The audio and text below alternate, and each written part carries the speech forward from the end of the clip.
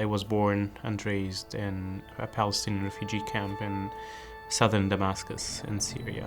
My family's history in Palestine actually goes back to as long as my grandparent could trace it. They lived in a very small village right next to Tiberias. Mostly they were farmers. My grandmother, she used to tell us that she had Jewish neighbors. They would share a piece of land where they would farm it. Tiberias was one of the first cities that the Zionists targeted in 1948 with ethnic cleansing. In April 1948, a month before the Nakba, the Zionist militias, they burned one of their villages. When they heard the news about it, they had to leave immediately. Some of the men went to fight. Big families, they had to go to Syria.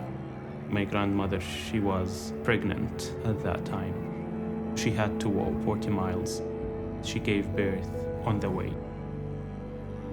When they arrived in the refugee camp, they thought it's just a matter of days until they would go back. They did not want to be killed because they heard about the horror stories across Tiberias. My dad was born in a tent. His family lived in that tent until like mid-70s when they upgraded to small structures. In the 90s, they finally kind of like had concrete buildings. To us, it was always a temporary home until we go back to Palestine. That's why very few families actually invested in their houses. Not necessarily because they don't have the means, but because investing more in these houses means that they may forget Palestine.